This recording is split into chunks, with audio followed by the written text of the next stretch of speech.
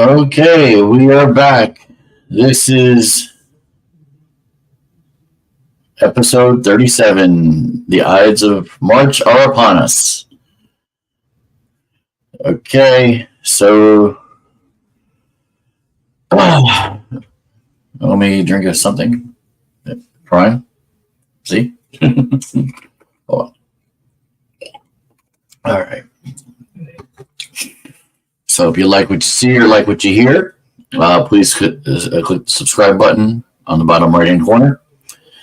I'm going to start with something a little on the sad side, unfortunately, because in the sports world, we did lose a great journalist this weekend. Rest in peace, Chris Mortensen, 1951 to 2024, died at 72 years old. Let me click on what ESPN wrote about him. Let's see.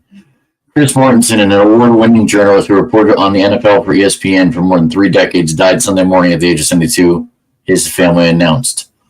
Mortensen joined ESPN in 1991 and was a regular contributor to the network's NFL shows and SportsCenter. Hold on, let me pause this. Yeah, pause. Mortensen, he was a regular newsbreaker for ESPN, including news in 2016 that quarterback Peyton Manning was retiring from the NFL. In 2016, he received the Pro Football Writers of America's Dick McCann Award and was honored during the Pro Football Hall of Fame enshrinement ceremony in August of that year.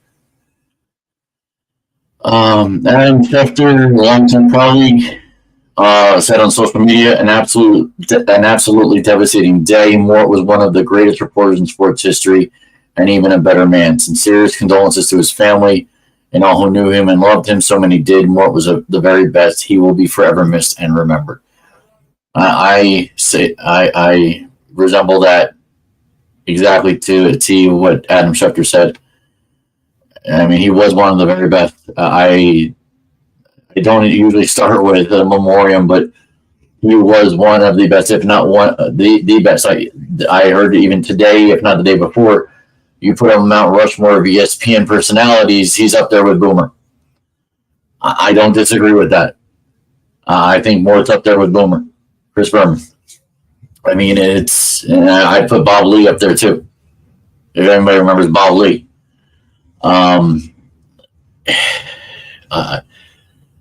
He's been sick for a while, so this wasn't surprising. He was diagnosed with stage 4 throat cancer back in January of 2016. Stage 4. I knew someone who died of stage 4 cancer in a year. He lasted 7 years with stage 4, or dealing with stage 4 throat cancer. He lived a long life with what he had. He will be missed. It's unfortunate, but even Roger Goodell said something, and it's said they've heard one in the NFL. That was absolutely true. All right. Let me get off of that. And then we'll talk about something Chris Mortensen probably would have been on at some point, the NFL Combine. That happened this weekend. Actually, yeah, it happened this past weekend. So let's do a little bit of the top performers, okay? If you didn't see this, and I'm not going to show the video, you got to watch the video. Xavier Worthy running a 4.21 40-yard dash. Beat Nate Wiggins by 7/100th of a second. Absolutely crazy. So wide receiver out of Texas, Xavier Worthy, beat cornerback out of Clemson, Nate Wiggins, by 7/100ths of a second. Absolutely insane. And there were at least 10 under 4.4 seconds. Under. I mean, and a running back, Isaac Guarendo, 4.33 seconds. That's insane. Running back, Jalen Wright from Tennessee, 4.38 seconds. Well, these guys are moving up. I mean, I tell you right now, this is going to be interesting first and second round. These are first and second round picks right here. Absolutely. All right, the 10-second split. Or sorry, 10-yard split. 10-yard split. I'll get that up in a second.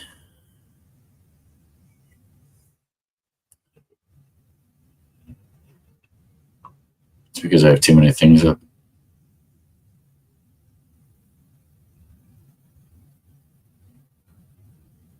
There we go.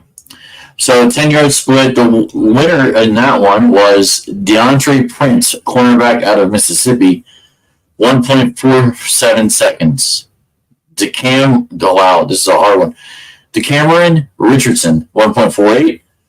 Nehemiah, I think I said it right, Nehemiah Pritchett from Auburn, 1.49. There was a couple of guys also with 1.49.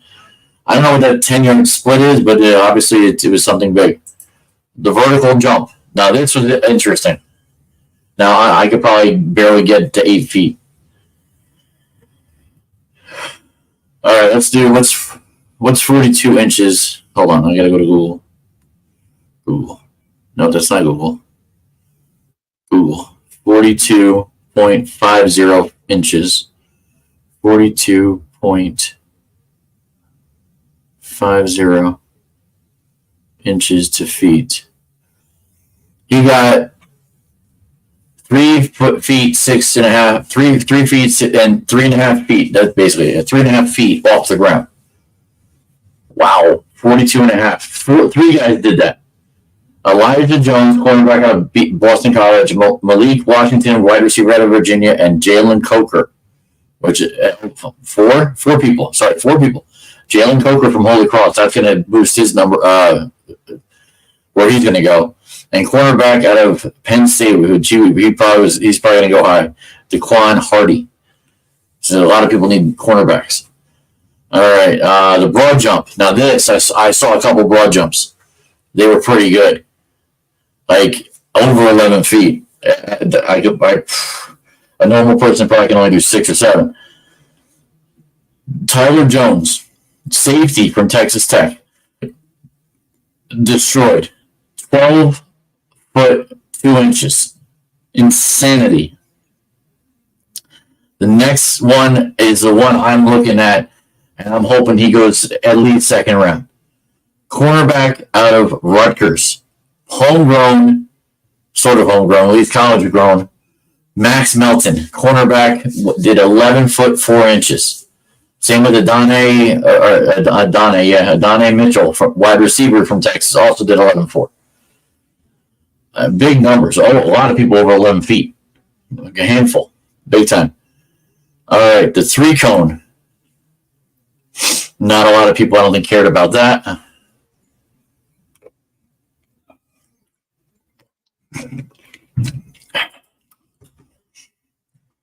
Let's see. The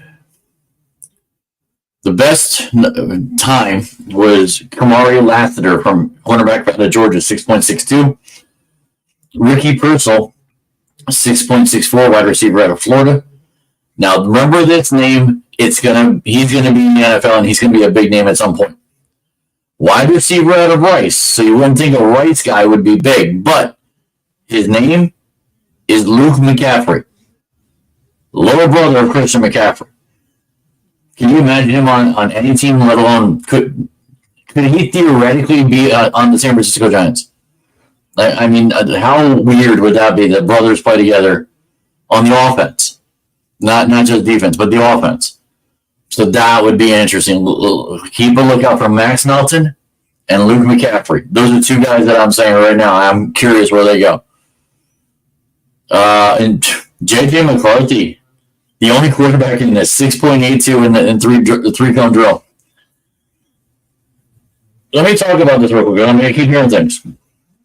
So, Giants are rumored to be possibly taking J.J. McCarthy in the 6th spot. He was videoed. I saw a video when I was watching of him standing next to a Giant coach.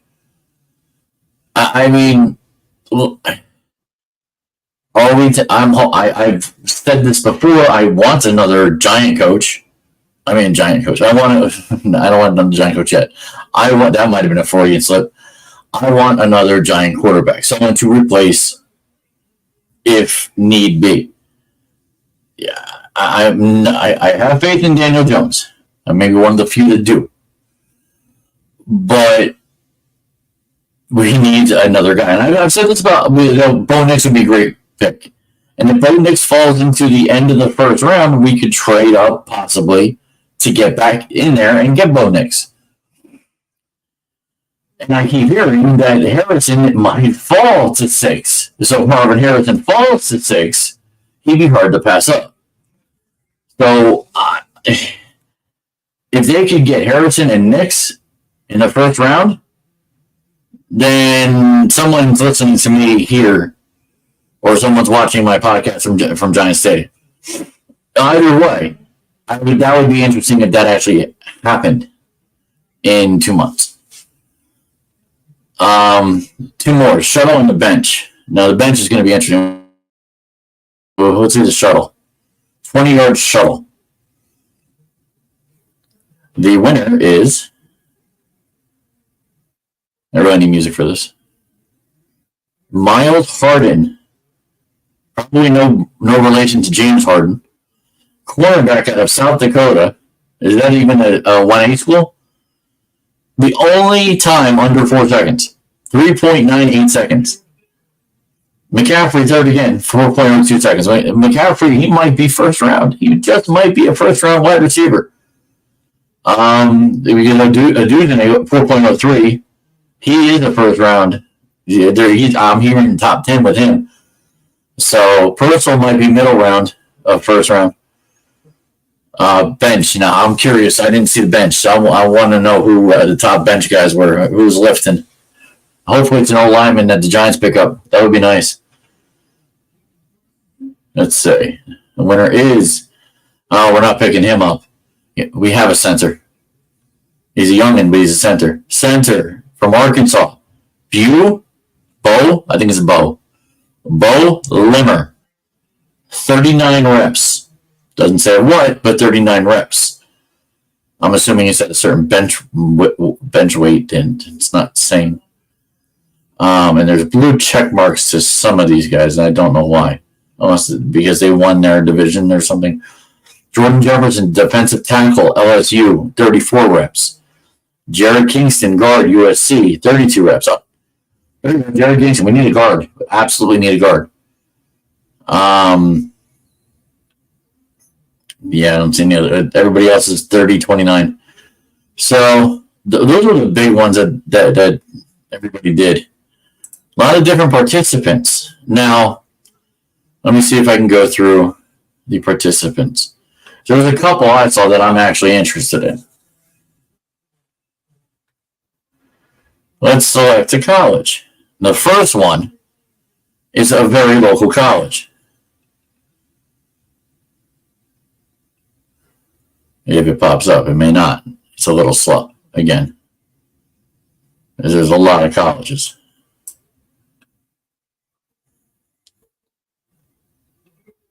Come on. This is not going well. I might have to snap this out.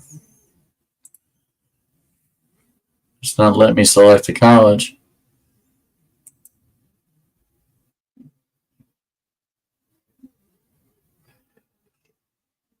All right, well, let me see if I can find this while that pops up. Let's see. Winners and losers from the combine. Okay.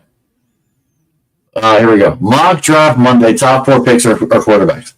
This is what I wanted to get to. Hopefully you guys will watch at some point. So, mock draft Monday. Top 4 picks are all quarterbacks. Now, CBSSports.com did this. Let's see if they give the name. It does not say. But if you've been reading this newsletter, and I get the CBSSports.com newsletter, since the end of Super Bowl, then you know the first day of every week we're known as Mock Draft Monday. Yeah, well, I've ignored it till about now because at least we get to this. That's where we give you a mock draft. And this is the guy's name. We have a big one from Kyle Stackpole. The reason it's big is because our first post-combine mock, it's our first say that fast 5 times. It's our first post-combine mock draft. The big change this week is Stackpole has a quarterback going in each of the top 4 picks. So, Bears, easy enough, take care. Commanders, take Drake May, more than likely, very possibly. Patriots, Jaden Daniels, and there was a fake tweet that came out today that Jaden Daniels did not want to go to New England, and then his publicist completely poo-pooed that, saying that this is fake. Who do you think you are, putting fake stuff about this kid, our kid, blah, blah, blah. Yeah. So, more than likely, Patriots are probably taking Jaden Daniels from LSU, which would be a very good pick, in my opinion. Someone came on. Okay, so I'll reiterate. So I'm talking about Mock Draft Monday, and apparently Caleb Williams is going to be for the Bears. Oh, he went off. Okay, whatever. So, anyway, Giant. Okay, this is not the 4th pick. Is the pick that kind of threw me a little bit, and I'm a little unnerved, and I'll talk about this. Giants via mock trade with the Cardinals. So he suspects the Cardinals, after seeing these picks, will trade the pick to go down to 6. Now, if I'm the Cardinals and those 3 guys go, and Marvin Harrison is still there, why am I not taking Marvin Harrison in Arizona? Just a thought. I would love to have some Cardinals fans please tell me that they agree with me that Marvin Harrison should get picked by Arizona and not trade the pick to the Giants. Not that I wouldn't take it. But, see, at that point, and this is where I would take Marvin Harrison if I'm trading up to 4. That's me. I don't know what Joe Shane wants to do. But according to this guy, he says we're trading up to get J.J. McCarthy from Michigan. Weirdly enough, we take him up before the Chargers, who pick 5, who has the former Michigan coach, John Harbaugh. Now, I don't think the Chargers need a quarterback. That's why nobody said anything about the Chargers needing a quarterback. Honestly, I think this guy's a little off, but we're still 2 months away. So J.J. McCarthy, okay, possibility. I like Marvin Harrison in that spot. In that spot. 5 Chargers, pick Marvin Harrison Jr. That's the easy choice at number 5. There's nobody else better at that spot. So the Cardinals, if they stay in 6, would then supposedly take edge rusher Dallas Turner from Alabama. I don't mind the pick, but I think there's a better pick, and that's at 7, should be taking 6. Offensive tackle Joe Alt from Notre Dame, I think should go 6. And honestly, and I'll say this, and I know I said this back in probably December, January, definitely last month, that I don't want an offensive tackle because we haven't done our Giants haven't done their homework. They just haven't. Joel, I have done my homework on, and I'm sure they have too. Joel would be a solid tackle. You put him on the right side, and that right side there's nobody getting by. Joel is the legit real deal. If we stay at 6 and Joe Alt is there, I say we take Joe Alt. We save McCarthy or whoever else is going to be down by the first round. Falcons then would take Malik Neighbors. That only makes sense. Wide receiver at LSU. Another wide receiver by the Bears. See, this is where the Bears, if they do take Caleb Williams and they take this guy, they should not be the number 1 seed for the next 5 years, minimum. They take Rome Odunze from Washington, who was a star on that Washington team with Michael Penix. So you put Caleb Williams, who's played against them probably, with Rome Odunze. That's going to be a good team down the road. The Bears are going to be a hard team to beat. Now, granted, they have to plug in players on the other team, and Eberflus or whatever the heck the coach's name is, has to coach this guy. 10 Jets, of course, and I don't disagree that they take this guy because you can't. The Jets probably have the most players on their team that you can't pronounce their names. It's just the way it is, and this guy would fit right in. Olu Muea Fash Anu. I hope Penn State people, if anybody over there, he's from Penn State. Did I just chop that up, or did I do actually pretty good? The last 5 Vikings would pick Terrion Arnold, cornerback from the Colts. I don't know who the Colts are. Someone tell me who in college is the Colts, because I don't remember who they are. The Broncos, tight end Brock Bowers, UGA. He's not even the top tight end, I don't think, Brock Bowers. That's interesting. Raiders picks CB Quinton Mitchell. Raiders need a cornerback pretty bad. Saints take an offensive tackle. Another Talise Vulaga from Oregon State. And Colts would take wide receiver Brian Thomas Jr. from LSU. It's the top 4 I have an issue with, like I said. So, and I talked about winners and losers. Did this pop up yet? It did not. Okay. Well, this combine. No, there we go. Nope, it just gave me that dash. Come on, give me the colleges. Let's not be silly. There we go. Let's move it down. I want just the one player from this one school that I'm watching. Come on. Maybe if I do this. There we go. No, not Ohio State. Ohio State's got a lot of people.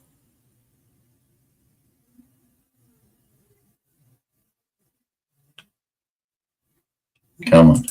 Let's try this again. Sorry, everybody. You can fast forward through this part until I get to it. There we go. Okay. So the player I'm looking at when he comes up is from Monmouth University. There was one running back that was invited from Monmouth University. His name, Jaden Sheridan. Shirden. Jaden Sheridan, running back from Monmouth. If he goes in the 4th or 5th round, I wouldn't be surprised. 40-yard dash. You know what he did? 4.45. That's one of the fastest. He's 4.45. That's pretty good. I mean, the kid's a Northeast guy running 4.45. So, all right. So that's that. Let me get out of this combine thing so it saves me a little bit. So this happened yesterday. Denver Broncos to be releasing quarterback Russell Wilson when the new league year opens March 13th. So him and his $80-something million guaranteed contract gone. Man, I wish I saw him play football. And he doesn't completely suck. I mean, Russell's going to get picked up by somebody. Think about it. Carolina. Actually, no, extend that. New Orleans, Tennessee, and I know Tennessee's got Will Levis. But think about this. New Orleans, Tennessee, and probably Minnesota. Because they're moving on from Dippy-Doo. I can't even think of his name. It'll pop up. So I don't think he's going to be hard fought to get a job.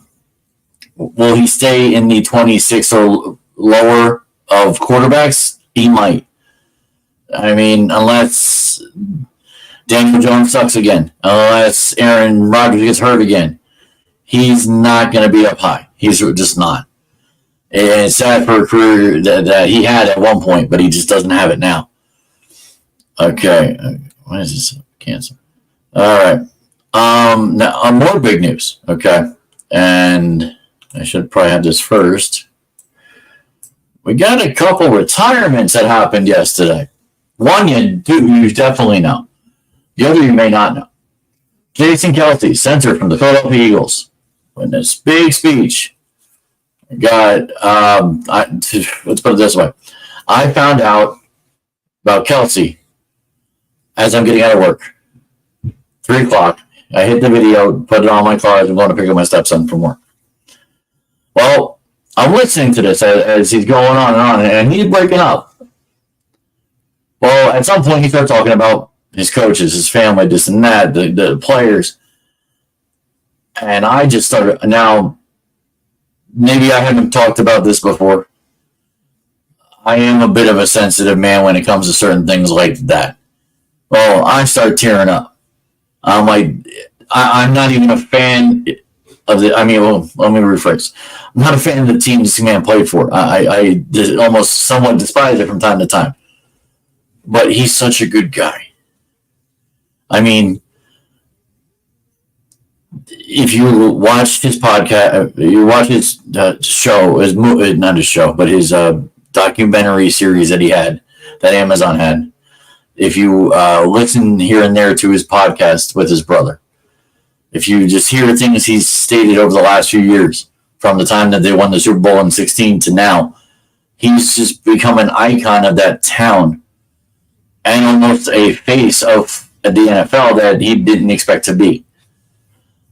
It didn't help. He became the butt of the NFL when he was doing that fourth down play where he was literally always at the bottom of the pile, the Philly Shuffle or whatever the hell they called it. But his press conference, as much as, let's say, Derek Jeters, or as much as Mark Teixeira's, CeCe Sabathia's, Eli Manning's, it got me choked up. Something like that, when you get that emotional, he got more choked up than most guys that have ever gotten choked up. I mean, in the beginning, he couldn't even talk. How did somebody not put a Kleenex box in front of him? I don't know. Because I sure as hell got mine. I had money in my cards, but thank God I had it. And then this came down to play last night. The MLB 2013 MVP, 3-time All-Star, Josh Donaldson, also retired. So I talked a lot about who Jason Kelce thanked. He thanked everybody from Howie Roseman to his football coach in high school, everybody. Let's talk about someone you may not know, in Josh Donaldson. So, former American League MVP and 3-time All-Star Josh Donaldson announced his retirement on Monday after 13 big league seasons. Donaldson, 38, broke the news on the Mayor's Office with Sean Casey podcast. If you know who Sean Casey is, he was a former Major League Baseball player, played for the Reds, if I'm correct, more than any other team. He's got a podcast somewhere, I don't know. Today is a sad but also happy day for me, quoting here, to where I'm going to announce my retirement from the game that I've dedicated my entire life around. It's sad because I will not be able to go out there and play the game I love anymore, but it's also a very happy time that I get to be around the family and kind of take that next chapter in life. Good for him. Now, Donaldson broke into the majors with the A's in 2010. Now, again, I didn't know that, but didn't really start transforming into the type of fear hitter he would become until making swing adjustments in 2012. After a couple stints in the minors, Donaldson finished the season batting .290 with 8 home runs and an .844 OPS in his final 47 games. Donaldson totaled 53 homers and 126 extra base hits over that next 2 seasons with the A's, and made his first All-Star game in 2014. That offseason, Donaldson was traded to the Blue Jays, and this is where I heard of him. This is where I remember him, because he killed the Yankees constantly for years. It raised the game to another level, known as the bringer of rain for his high-arcing dingers.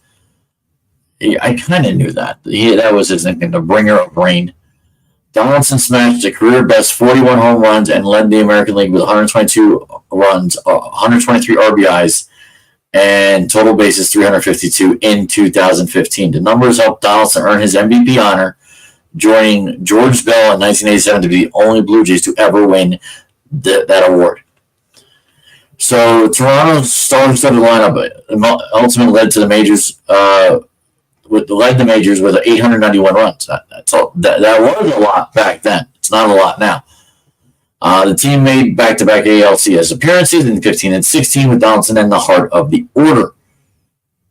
So think about this. When he was with Toronto, this was the middle of the lineup that he had.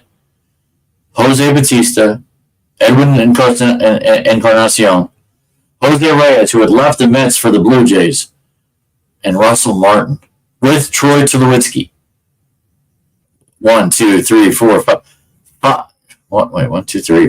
6 players from 1 to 6. I mean, that's the closest to a murderer's row that any other team has done besides the Yankees. And they did that for a couple of years, and they just couldn't get. They didn't have the pitching. Let's be real. The Blue Jays just never had the pitching in the 2010s. Donaldson earned his first 2 Silver Sluggers in 15 and captured the Hank Aaron Award as well. Surpassed 30 home run mark with Toronto in 16 and 17. From 13 to 17, Donaldson's B WAR 33.1 ranked him second to only Mike Trout. Donaldson was traded to Cleveland in an injury-marred season, at which he played only 52 games. He spent time with 4 other clubs: the Braves, the Twins, the Yankees, which I remember, unfortunately, and the Brewers was his final team. Over the 5 seasons of his career, one season in Atlanta was the highlight with 37 home runs and OPS of over 126 in 155 games. Yeah, when he was with the Yankees and Brewers, slashed 152, 249, 418, and 50 games split. That's not good. Probably should have retired 2 years ago, but he didn't. I mean, it is what it is. He told Casey that at the outset of this offseason, he prepared as if he would be playing in 2024, but Donaldson, who got married in the offseason, said he couldn't find the right fit with a club. I just really felt like it would have to be the perfect situation for me to go back and play, and there were a couple of opportunities out there, but at the end of the day, things weren't clicking and meshing for myself to be ready to go into a season mentally, physically ready to play. He retires with 1,310 hits, 1,310 hits, 279 home runs, and 847 OPS through 5,022 at-bats. I'll say this right now. Nice guy. Not a Hall of Famer. Even if he gets his name up there with the Hall of Fame votes, I don't think he makes the 5%. Those numbers just aren't good, and part of it's because of his injuries. He was a good player for 2 years. 2 years doesn't get you in the Hall of Fame. So anybody who thinks that he will or should, try to think again. All right. So that's that. Got 30 minutes in. NCAA Conference Championships are this week. Hope everybody's prepared. Everybody's ready. They're starting now. They started last night, if not tonight. It's all over ESPN. The NCAA tournament actually starts on Thursday, March 21st, with games starting at noon on Eastern Standard Time. Let's see if I can share this. I really want to see if I could share. Present. Share screen. Window. There we go. Share. I want to see if I can do this again. So this is Chaz's 2024 NCAA Basketball March Madness. It's here. It's live. The brackets are ready to be entered anyway. Well, not okay. Let me rephrase. They're not ready to be entered. What they are ready for. Can I do that? No. Nope. That's not what I want to do. There we go. So at least I've emailed 3 times this past 4 days to at least 200 plus people. Hopefully people see this. If they're interested, please get your contact info to that email you see right there, chazrealty@gmail.com. If you're into these March Madnesses, like most, I know a lot of people are. This is an easy way, easy setup. You can do it on your phone, tablet, or on your computer, like I love to do. I prefer to do because bigger screen, but you can see easier to see. I got 11 I got 11 brackets, 8 players. I have details through email. If this gets to 100 brackets, that's 4 places right there. Right now, it's only 3. Everything and anything's going to be 3 places under 100 brackets. So right now we're at 11. That can grow exponentially, and we'll see. Okay, so like I said, get in now and send the contact info to chazroyalty@gmail.com. All right, I'm done sharing. Remove. So like I said, you got. I'll just shout them out. Hopefully they hear it, they watch it. Joey B's in. I got Stevie B. Steve hasn't been on in a while. Tim Kelly, Angelo, my buddy Angelo from work, John from work, and Mr. Joe Fuentes. Oh, I can't forget Mike Tice, who probably will be watching at some point. Shout out to everybody who's already got in. All right. So, what's next on the agenda? Yes. So, what's going on WWE this week? So, right now, let's talk about NXT first, since it's going on right now. Tonight's Roadblock has started about 36 minutes ago. And the main event match for tonight is Tony D'Angelo and Carmelo Hayes clash to be the number 1 contender for the NXT title. Also tonight, which might be going on right now, Braun Breaker and Baron Corbin defend their NXT Tag Team Championships against Chase U. Honestly, I hope Chase U wins, because then Braun can be solely for SmackDown like he should be.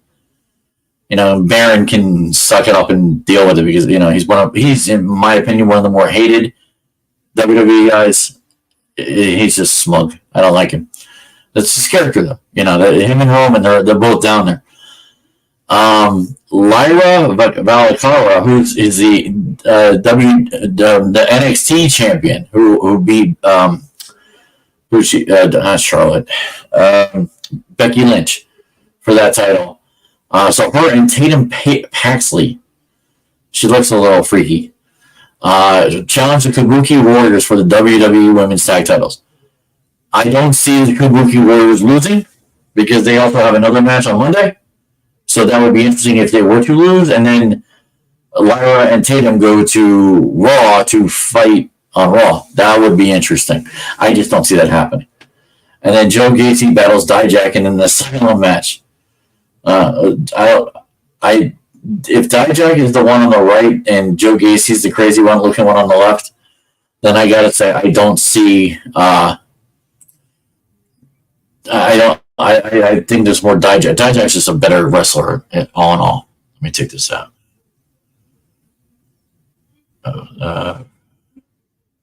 Stop screen. That might help. Let's see. So what's going on with... Why is it shows... So what happened on SmackDown last week? Okay. What do we got? Oh, The Rock and Roman Reigns responded to Cody Rhodes and issued a shocking WrestleMania challenge. That challenge was that Rock and Roman would wrestle Cody and Seth on Saturday. If Cody and Seth win, the bloodline will not be interfering. He didn't say interfering, but we know what the word is, interfering in Roman and Cody's match. But if they lost, you know what? I forgot what happened if they lost. And who knows? It's probably just because they'll be there. They'll be there and interfering as usual. Rey Mysterio returns to help Carlito. LWO, they're going to have something for the LWO. I have a funny feeling. Dakota Kai assaults Bayley, thighs with damage control. Kind of saw this coming. I mean, I get it's staged and storyline but I'm sorry. It was too easy of a storyline to kind of figure out. Bayley was going to get assaulted and her back, backstabbed. That was obvious. What needs to be done, and I know with what the WWE is trying to do with a couple things here and there, brand a couple people with Bailey. And same as Cody and Seth, and I'll get to that in the Raw. But Bailey needs to team herself up with other people. Because damage control is 4 strong women. And now Dakota Kai, if she's supposedly hurt with her knee and she can't wrestle, why is she even on the show? It's stupid. The girl could seriously damage her knee that bad that she can't wrestle. Then I'm sorry, she shouldn't even be there. But whatever. And then Orton and KO take out Lawler in theory. That was not hard. Kevin Owens wasn't even wrestling. Kevin Owens was sitting at the side with the 2 guys, the announcers.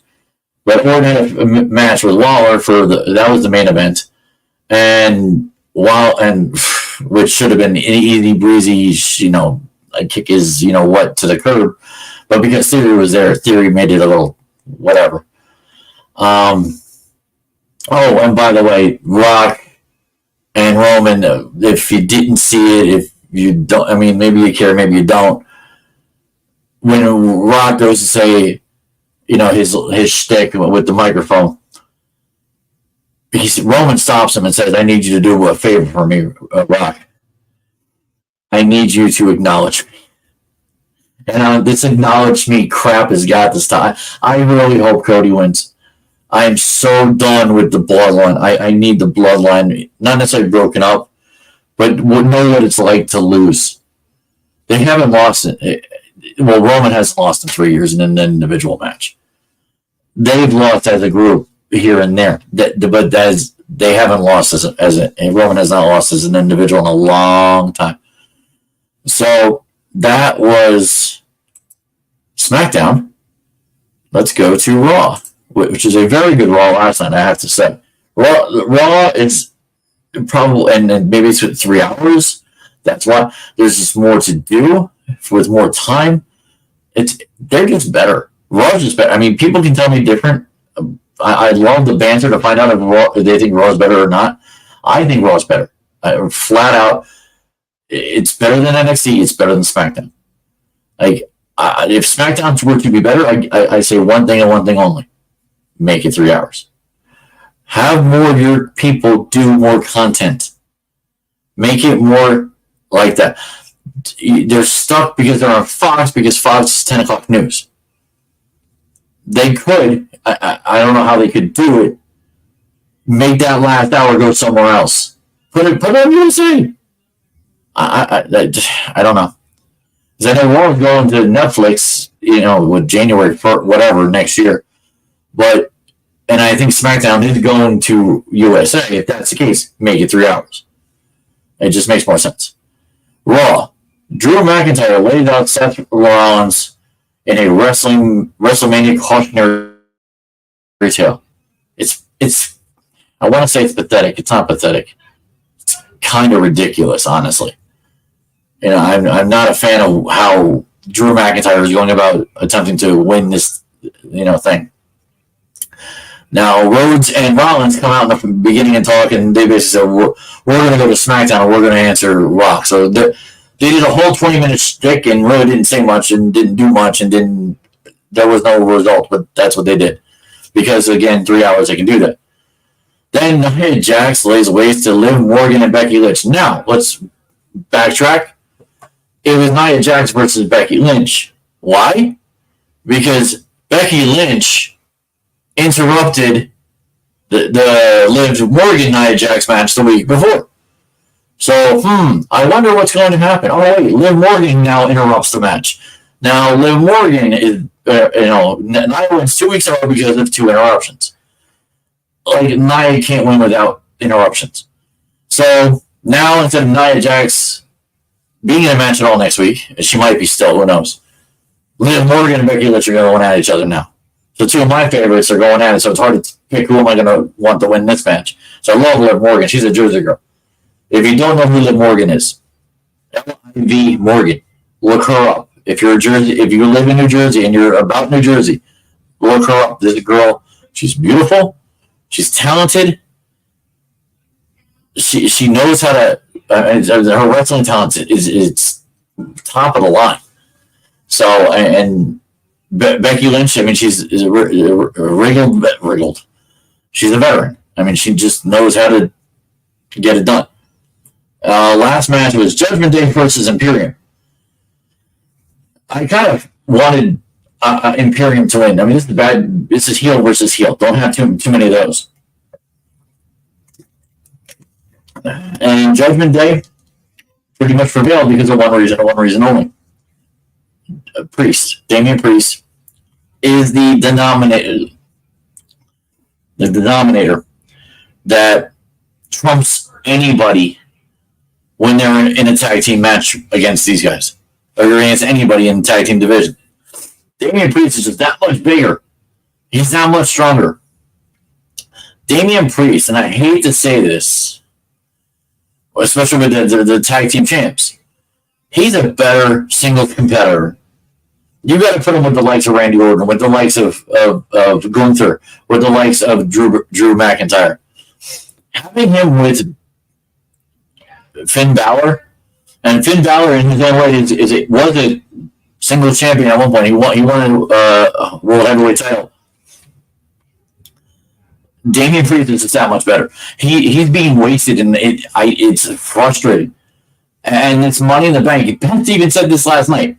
Beth, who's half the wrestling fan that I am, maybe even less, and she'll admit to it, even said, why is he still holding on to this Money in the Bank match? Why hasn't he attempted to do it? And I'm sorry, if he's going to do it at WrestleMania in one of 2 or 3, 4 matches, which he possibly could do, and he's also got his own, it seems chaotic what he's dealing with right now. And I saw this meme about, I don't know if I can pull it up, probably not. Did I save it? Let's see. Oh, oops! I didn't want to do that. Here we go. I don't know if I saved it. Pictures. Yes, I did. Okay. So I'm going to share screen again. Saw this, and for as much as I love, there we go. This is how much I love different scenarios for different things with wrestling. So Becky Lynch to beat, what's her name? So if Becky Lynch were to beat Rhea Ripley, and Bayley were to beat Io Sky, Randy Orton, who's, I think, that might be him wrestling for the Intercontinental, so he'd beat Gunther. Drew McIntyre beats Seth Rollins, and then Cody Rhodes beats Roman Reigns.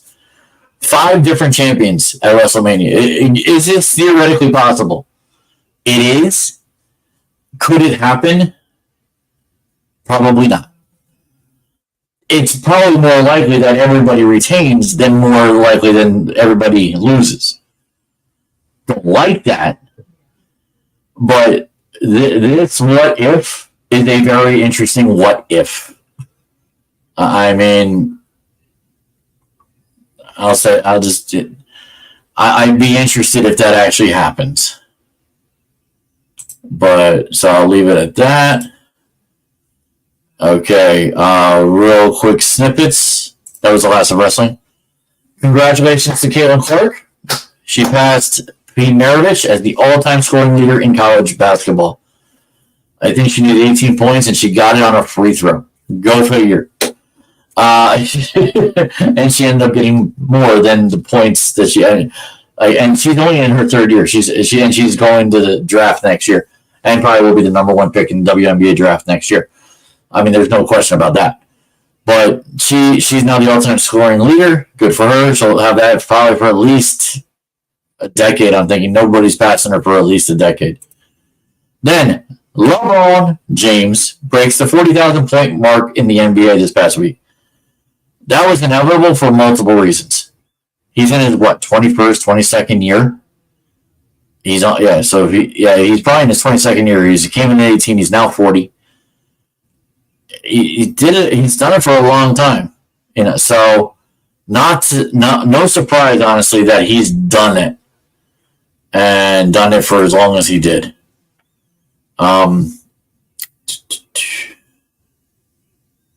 Athletic. There we go. All right. So big shout out, obviously, to LeBron. Yeah, I'm not his biggest fan, and I don't think he belongs on the Mount Rushmore of NBA basketball players, but that doesn't hurt. I will say that doesn't hurt the argument at all, other than it shows longevity in a sport that very few guys get to do. Judge-Soto, I saw this. I had to read this for you. So this is an article from Bryan Hoch off of MLB.com. The Judge-Soto romance. Juan Soto's introduction to life as a Yankee started with a phone call from Aaron Judge in December. Most of us knew that. I might have even reported that. With the new teammates expressing how much they were looking forward to playing alongside each other. For Soto, the experience has exceeded all expectations so far. I hope so. Featuring lots of laughs alongside Judge and others in a lively batting practice group that may, on any given day, feature an intense home run hitting contest, in-depth conversations about game strategy, or even a light-hearted bunting competition, honing a skill neither of them will probably ever be asked to use in a real game. And if they ever do, Aaron Boone should be fired. I'm saying that right now. Don't make them bunt. I don't care if that's the strategy. I don't care if analytics dictates. There is no way on God's green earth and in HE double hockey sticks is there an analytic data that says the 2 and 3, Soto and Judge should even ever bunt. Bryan Hoch, you had to make me get a little venti. Anyway, he's been good. He's even better than what I expected Soto set up Judge. I knew he was a great guy, but I didn't know he was that good. Everything about his vibe, everything is good. He's just thinking positive, and he's trying to win as much as he can. Losing last year, I think that's what made him feel the way he felt. I have no doubt in my mind that I'm talking about Judge. Judge had seemingly been in Soto's corner since at least 2022 All-Star game, when Judge sat in Dodger Stadium outfield and called Soto a leader that whatever team he goes to win a lot of ball games. Judge added, "It would be fun to see him in New York." If that's not tampering, that is totally player tampering. But they can get away with it because they're players. Let's see what else. At the time, there were rumors about Soto being traded to the Nationals, but they could not secure an extension. Soto was indeed dealt weeks later, with the Padres snapping him up after the outfielders' camp rejected a 15-year, $440 million offer from the Nats. Wow. If my kid ever didn't take that, we'd have a little talk. There was never any traction with the extension in San Diego, which is why Judge and Soto now find themselves sharing a clubhouse at least for a year. I'm going to state this right now. This is going to be a bold statement. Win or lose this year. Win or lose. Unless a comet or a meteor hits Yankee Stadium. Juan Soto, even if he has a bad year, when I say bad, I'm talking like 240, 25 home runs, and 75 RBIs. That's a bad year for Juan Soto. Double that or go half more higher, like 280, 290, 50 home runs, and like 125 RBIs. I think that's closer to what he wants. He does that here. Why wouldn't he want to stay? Why wouldn't he want to stay with Aaron Judge and a bunch of other guys that Garrett Cole? Why? What is so much better somewhere else other than the state tax in New York? What is better? That's what people, these teams need to sell, because the state tax ruins most of these players in their mind. This is why people go to Miami. This is why people go to Texas, because Governor Hochul and people before her can't get this tax off the books for players, for teams. They do it for Amazon. They do it for other big names, Netflix. They don't do it for the New York Yankees and New York Mets, New York Giants and Jets, but they're also kind of in New Jersey. And I don't think they have the stipend in New Jersey as New York does. Yeah, I've been on a couple of rants today, haven't I? Anyway, as the Yankees captain, Judge has tried to make all the club's new players feel welcome, not just Soto, but outfielder Alex Verdugo and right-hander Marcus Stroman and others. Of course, most of the outside attention has followed the acclimation process for Soto, arguably the best left-handed hitter in the game. It is an arguable statement. I feel like I've always done that every year, Judge said. I try not to change who I am, yada, yada, yada. He learned this from two different people from his past and very good mentors, CeCe Sabathia and Brett Gardner. I mean, bring those two guys back if you haven't done it already, Cashman or Hal. They need to be on the team and doing something inside in the background. Everyone in the Yankees universe, including General Manager Brian Cashman, understands that Soto will likely explore the untold riches of free agency. Not if you bring the money. You bring the money, you make it worth his while not to leave. Come on. Anyway. And as Judge said, he is a New York Yankee. I think he is. All right. We have more than a few. Probably got to pull other things up. So, New York Giants are reportedly interested in free agent guard Jonah Jackson and free agent edge rusher Danielle Hunter, according to GiantsWire.usatoday.com. I saw this on Facebook. And if this is true, then maybe we don't need as many offensive linemen in the draft that we need. So, honestly,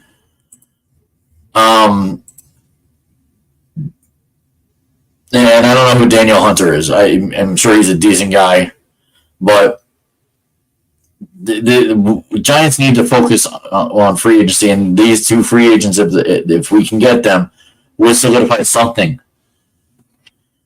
Because I keep hearing Giant stuff that, we're going to be another broken year next year because, if we draft a quarterback and we don't have Saquon, and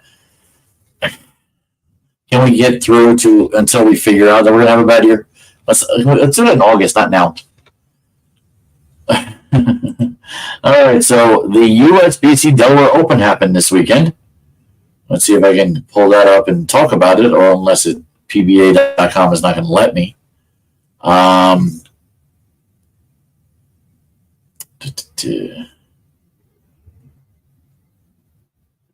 Okay, let's try something else. Let me go to Google and look up USBC Delaware Open. Let's see, Delaware. There we go, 2023.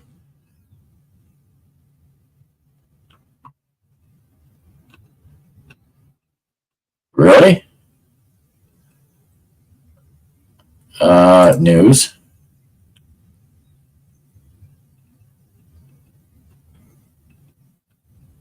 Okay, this is strange. I watched this, so I don't know why there's nothing on Google. 24, maybe. Let me try 24.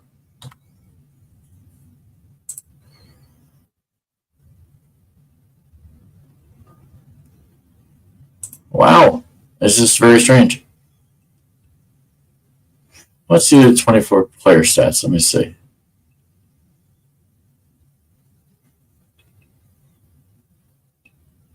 Event history. Let's see. Select event. Delaware Classic. Didn't I say? Oh, I put Delaware Open. It's the Delaware Classic. Okay. So the top 5 people, EJ Tackett was 5th.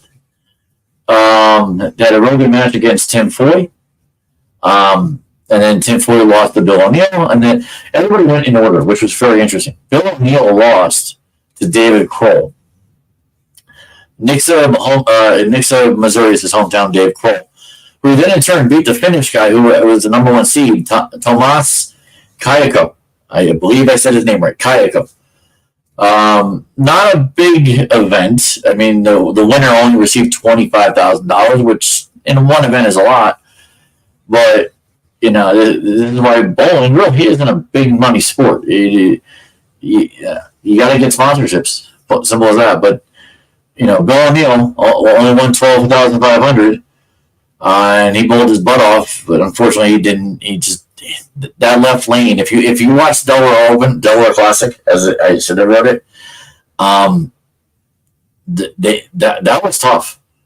I mean, I was even questioning if I were to bowl on that, and I have a straighter shot, and these guys are revving their balls at 450 to 500. My rev is probably only 200 to 250 at best, and I'm coming up 10, anywhere 8 to 10. If I play 5, that means my ball's really hooking. So if I'm coming up 10, and these guys are hooking it from 25 to 6, and then zipping it back, I'm curious how fast I'd have to throw it. Would I have to whip it at 17.5 miles an hour, which I can do. I usually only throw 16, but if I can generally get it up to 17 if I need to. I'm curious how that would happen on that kind of lane setting. And I found it funny that they were using, at least one, I think it was Bill O'Neill, was using a urethane ball to get a spare. A urethane ball to get a 10-pin spare, no less. I'm like, nah, that got me thinking, do I need to get a urethane ball to get 10-pin spares? So there were some big guys in this list, and they've been bowling pretty good. Don Barrett, 7th place. Jason Belmonte, 8th place. Jason Sterner, 10th. Tommy Jones, 11th. Kyle Troop, winner of the U.S. Open, 13th.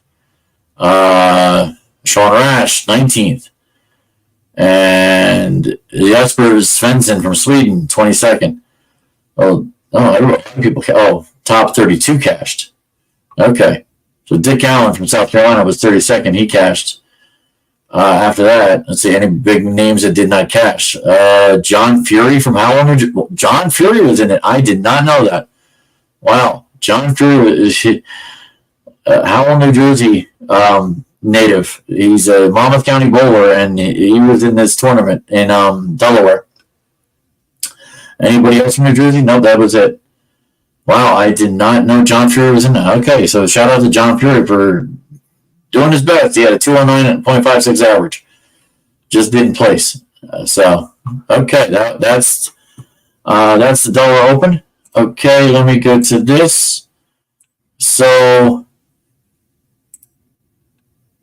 okay, so it was a big night for girls basketball in New Jersey yesterday. The NJSIAA Girls Basketball Sectionals, Rutgers Prep, who went 24-4, defeats St. Rose, who went 19-10. They defeated them 63-42.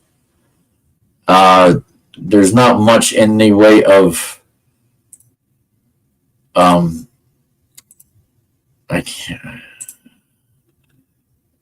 articles for these hoopsters in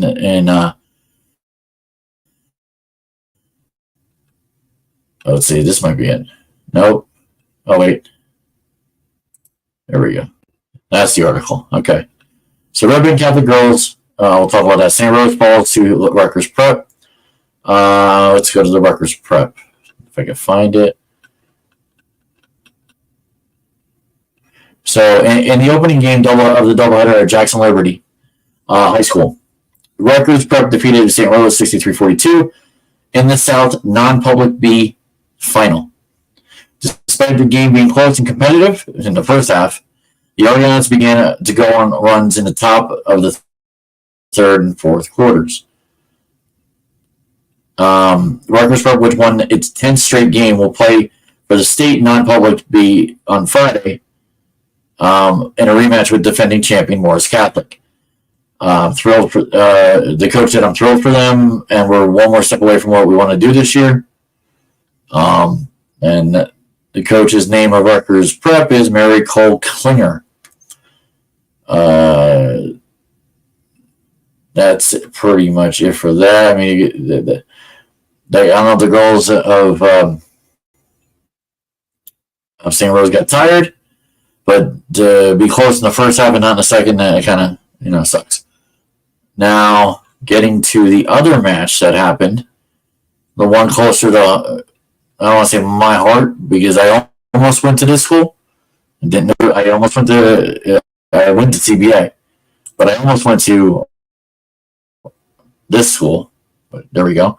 Red Bank Catholic, 25-5, defeats, you're going to close, defeats Paul the Sixth, who went 23-5, close records. They won 44-26 in a big defensive battle in the non-public finals on 3-4. Rutgers Prep and RBC will have a new banner raised in their gym next year. So Red Bank Catholic's defense was on lockdown in the second half and carried the Casey's to their South Public non-public A sectional championship over Paul the Sixth of Haddonfield. So, all the way down south. Haddonfield on Monday night. RBC only allowed 3 total points after halftime, with Tessa Carmen 8 rebounds, Addie Nemchek 9 rebounds, and game high 13 points controlling the boards.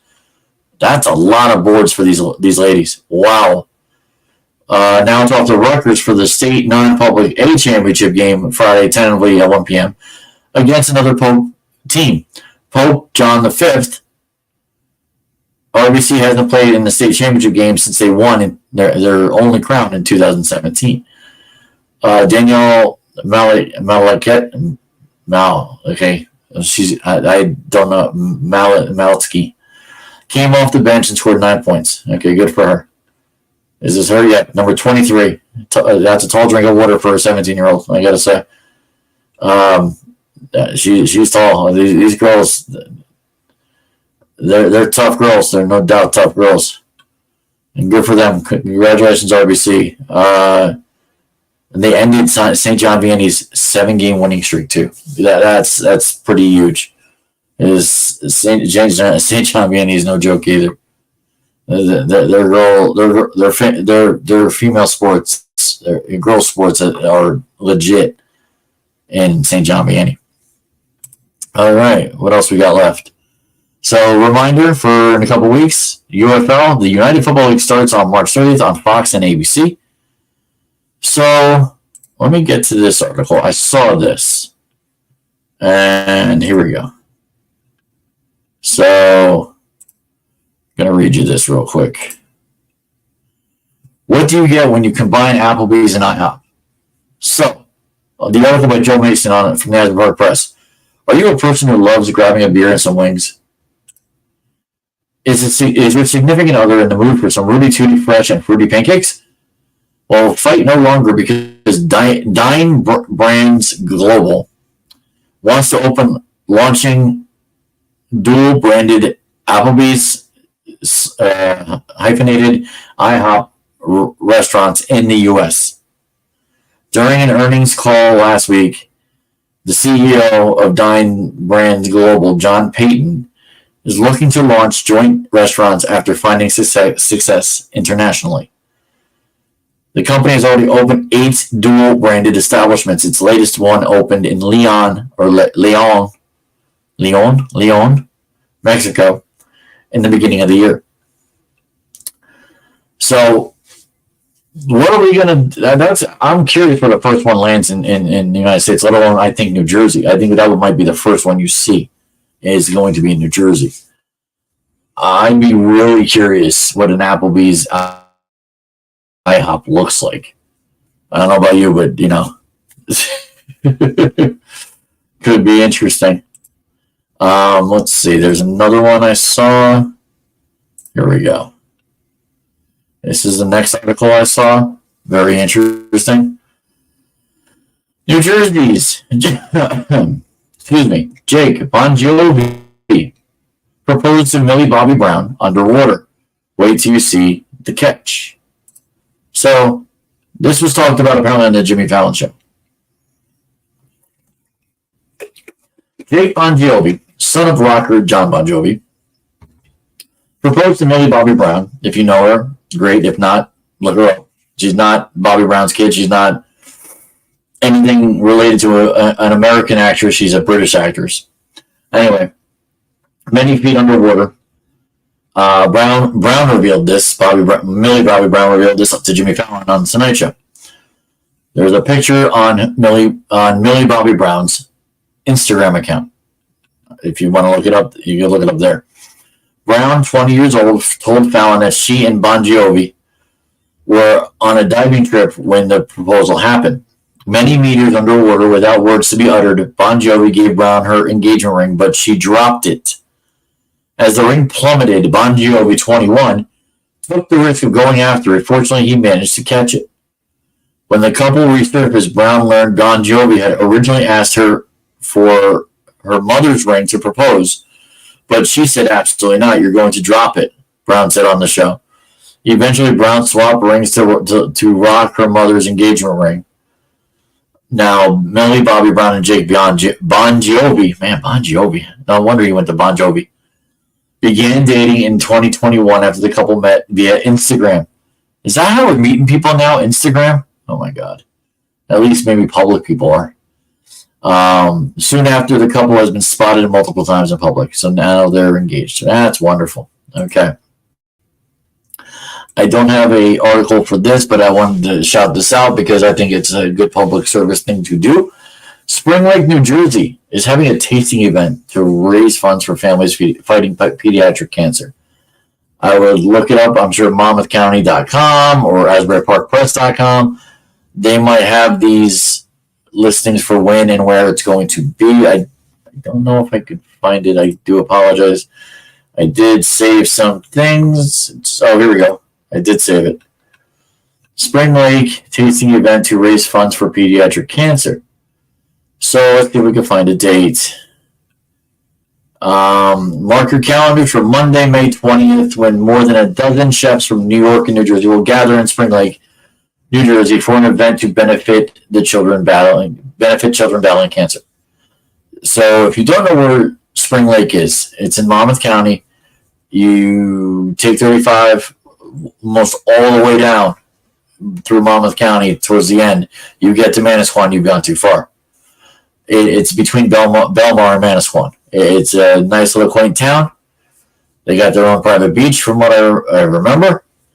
It's called the second annual Ashley Lauren Foundation's Chefs Who Care. A tasting event will take place between 6 and 10 p.m. at the Essex in Sussex. That's an easy one to find. It's one of the more known hotels or entertainment areas in Monmouth County, the Essex and Sussex. Never been. I don't know if I'll ever go, maybe unless I go to this. But this is a very worthwhile, I think, event to promote. The event will feature wine, spirits, live event, entertainment, and an auction and raise funds for the foundation, which is a Brielle-based nonprofit organization that helps families fighting pediatric cancer. So Brielle being a little farther south of Spring Lake. All right, so that's that. What do we got here? Something in my brain that I want to bring out to the masses of people who are, and I'm sure you guys are, a few of you are, gamers and gamers of sports games. And these three games are coming out soon, if not, a little bit later. I talked about NCAA 25 coming out later this year. I cannot wait. I'm chomping at the bit for that. I might get that before I get the other two. MLB The Show 24. Where I have a GameStop thing. Hold on. GameStop. There we go. So GameStop is promoting this. Swing for the fences, celebrate history's untold stories for the MLB game. Transport into baseball's past to relive iconic moments of baseball's unsung and unknown heroes. Experience career-defining moments that will educate and inspire you to make history of your own. That sounds amazing. You get to create your own legend, go all the way to the franchise mode, which, if you know the game, you've already done it. And I've done it. I've gotten more than a couple seasons in franchise. But the collector's item right now is a pre-order is like $125. But that's the collector's item. But that's a really cool collector's item. I mean, it's barrier breakers and the Negro League baseball players. That's really cool. WWE 2K24, if you've been watching WWE, they're probably doing it now. They've been promoting it for the last 2 weeks. The one thing I have an issue with WWE 2K24, which obviously everybody does, Madden football, MLB does it, and NCAA will probably be doing it, is the ratings of some of these wrestlers. And I think there needs to be a better, algorithm to figure this out when it comes to, especially the wrestlers. Is there some wrestlers that should not be that high as they are? And maybe I'm just a little biased, but I don't think Dirty Dom should be as high as he is. I think J.D. McDonough should be probably slightly higher than Dirty Dom. I think Finn Balor needs to be just under Damian Priest. I think he's like a little more way under, which is very demeaning towards the world title that he owned. I think he's not as high as Kevin Owens, which is fine. Kevin Owens has held his own gold. I'm curious to see what's The Rock like. It should be multiple Rocks, like The Rock now and The Rock 20 years ago. Like The Rock now should not be as high as 20 years ago. 20 years ago he's in his prime. He's not now. That's why I find it funny he's going to wrestle with Roman against Cody and Seth. Cody and Seth are in their prime, just a little after maybe. And same with Roman. So where does The Rock enter unless you bring in Solo, unless you bring in Jimmy? But again, these 3 video games, I cannot wait. I wish I had more time to play video games. It's a fun thing to do when you have the time to do it. Unfortunately, with work, life, kids, and now I have this, there's almost no time. So, I honestly, but these 3 games at some point I can't wait to get, and hope maybe I'll sell some other games I have so I can get these 3, which it probably won't even amount to what I want to buy it for. Anyway, so this came out this weekend. I got 2 more left. Dune Part 2 came out this weekend, which I want to see. Now I still want to see the first Dune again to remind myself what it was. Made $81.5 million its first weekend. That's a lot for this. I mean, that's a hell of a lot of money. And good for them. I hope it was a good movie, and hopefully I'll see it soon enough. And it'll probably be Oscar worthy, honestly, because at least for next year. Let's see. So I think I said this last week, and I'll go quickly. So let's see. Why is that? Yeah, this is what I should be looking at. Again, so all the different people that I think are going to win. I'm rooting for Cillian Murphy to win for acting, an actor in a leading role. I think it's going to be Downey Jr. for Oppenheimer for supporting role. Actress is probably going to be either Emma Stone or Lily Gladstone, in my opinion. Lily Gladstone from Killers of the Flower Moon, Emma Stone from Poor Things. Actress in a supporting role, I believe it should be America Ferrera, but I don't know if she's going to win. Emily Blunt was okay. I hear Divine, Joy Randolph from The Holdovers, and Jodie Foster and Nyad were pretty good, obviously, so Danielle Brooks from The Color Purple. That's going to be tough, but I really believe it's America Ferrera from Barbie. Animated, I don't have a want, other than I do know Spider-Man Across the Spider-Verse, I hear is very good. Cinematography will probably go to Oppenheimer, probably, or Killers of the Flower Moon. Costume design, directing will probably go to Christopher Nolan. Other Martin Scorsese's for Killer Moon. Killer Moon. Killers of the Flower Moon. All right, that's pretty much it. Film directing, international, blah, blah, blah. Well, hopefully it'll be somewhat entertaining, and I hope, people do watch. I'm curious to be watching. I'll be watching that myself. And I think that's pretty much it. I hope people do watch. I know this is a tough time for us. Not everybody's watching. And I know it's tough to watch on a Tuesday night, whether you're watching wrestling or watching Will Trent or anything like that.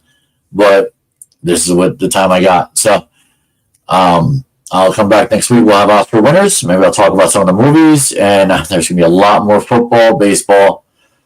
But, we got baseball opening day could be weeks away.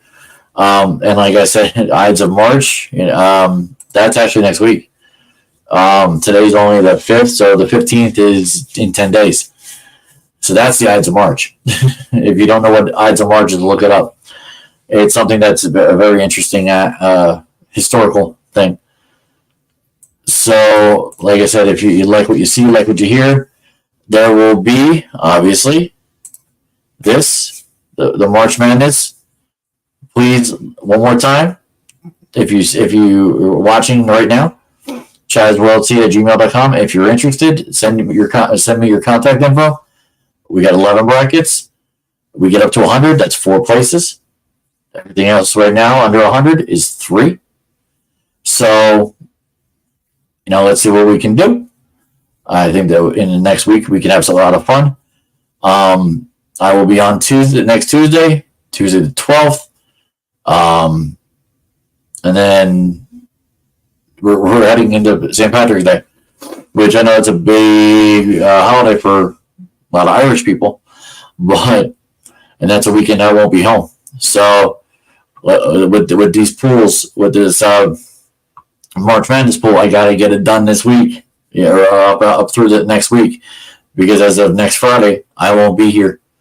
So I won't be home anyway. I'll be in Pennsylvania. And that's that. So, like I said, wish I had something better to say. I don't have any, I got to write a shtick to say, goodbye to everybody. But I hope everybody has a good week. It's supposed to rain in New Jersey 3 of the next 4 days and even into the weekend. But enjoy while you can. I think Friday's the one day it's going to be nice. So, again, if you like what you see, like what you hear, please click the subscribe button in the bottom right-hand corner. This is Chaz. It's been the Ides of March are upon us, and I am out. Have a good week, everybody. Peace out.